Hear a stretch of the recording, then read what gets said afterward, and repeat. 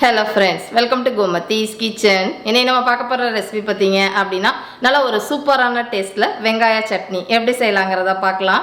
ஏற்கனவே பாத்தீங்கன்னா நம்ம சேனல்ல நிறைய மெத்தட்ல வெங்காய சட்னி எல்லாம் போட்டுருக்கேன்.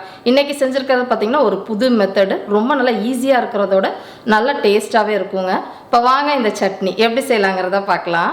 Gomathi's kitchen சப்ஸ்கிரைப் பண்ணாதவங்க சப்ஸ்கிரைப் பட்டனை பிரஸ் பண்ணிக்கோங்க.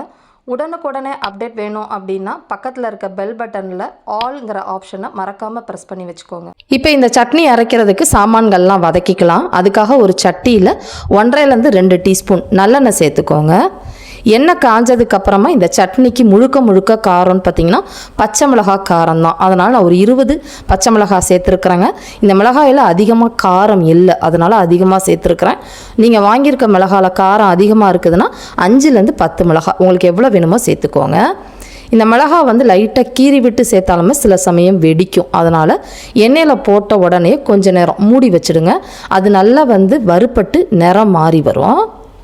திறந்து வச்சிங்கன்னா சம்டைம்ஸ் வெளியில் தெறிக்க ஆரம்பிக்கும், அதனால தான் மூடி வச்சு வதக்குறோம். இப்போ உங்களுக்கு பார்க்குறப்பே தெரியும்னு நினைக்கிறேன். பச்சை மிளகாய் வந்து நிறம் மாறி வதங்கியிருக்குது பார்த்தீங்களா? இந்த அளவுக்கு வதங்கினா தான் அதோட காரம் உங்களுக்கு நல்லா அந்த சட்னியில் தெரியும், இல்லாட்டி பச்சை காட்டமாக இருக்கும். இதிலே வந்து புளி சேர்த்துக்க போகிறோம். புளி வந்து பார்த்திங்கன்னா ஒரு பெரிய நெல்லிக்காய் அளவுக்கு புளியும் கூடவே ஒரு 5 to 6 பூண்டு பல்லும் சேர்த்துக்கலாம். இப்போ அதையும் போட்டு ஒரு 2 நிமிஷம் நல்லா வதக்கினதுக்கு அப்புறமா வெங்காயம் சேர்த்துக்க போகிறோம். 1/4 கிலோ அளவுக்கு பெரிய வெங்காயம், அதாவது மீடியம் சைஸில் 3 பெரிய வெங்காயம் நறுக்கி வச்சுருக்கிறேன். இந்த வெங்காயத்துக்கு பதிலாக நீங்கள் சின்ன வெங்காயமும் சேர்த்துக்கலாம், அதுவும் நல்லாயிருக்கும். பட் நான் இன்னைக்கு பெரிய வெங்காயம் மட்டும் போட்டு தான் செய்ய போகிறேன். இப்போ இந்த வெங்காயம் வதங்கிக்கிட்டு இருக்கப்போ இந்த சட்னிக்கு தேவையான அளவு உப்பு 3/4 டீஸ்பூன் அளவுக்கு டேபிள் சால்ட்டு போட்டு நல்லா வதக்கி விடுங்க.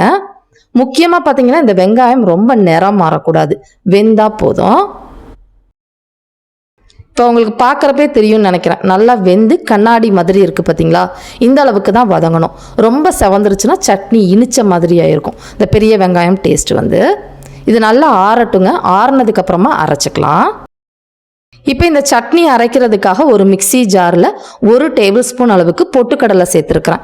பொட்டுக்கடலை நீங்கள் 1 டேபிள் ஸ்பூன் சேர்த்துக்கலாம், இல்லை சட்னி அதிகமாக வேணும்னா 2 to 2.5 டேபிள் ஸ்பூன் கூட சேர்த்துக்கலாம், அதுவும் நல்லாயிருக்கும்.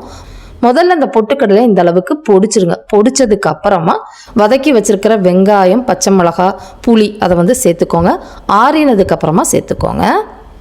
இப்போ இதை அரைக்கிறதுன்னு பார்த்தீங்கன்னா கொஞ்சமாக தண்ணி விட்டு முதல்ல அரைச்சிக்கோங்க.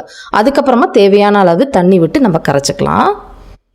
நான் வந்து இந்த சட்னி கொஞ்சம் கெட்டியாக தாங்க செய்ய போகிறேன், ரொம்ப தண்ணியாக செய்ய போகிறது கிடையாது. அப்போ தான் டேஸ்ட் நல்லாயிருக்கும் உங்களுக்கு. மிக்சியில் மட்டும் ஒரு 1/4 கப்பு தண்ணி ஊற்றி அலம்பி இதை சேர்த்துருக்குறேன். தாளிக்கிறதுக்காக நல்லெண்ணெயில் கடுகு, உளுத்தம் பருப்பு, காஞ்ச மிளகாய், கருவேப்பிலை, கொஞ்சமாக பெருங்காயப்பொடி வேணும்னா நீங்கள் சேர்த்துக்கலாம். சேர்த்து நல்லா கலந்து விட்டுட்டோம்னா சூப்பரான வெங்காய சட்னி ரெடி ஆகிடுச்சு. இதே மாதிரி அளவுகளோடு இந்த சட்னியை நீங்களும் செஞ்சு பாருங்கள்.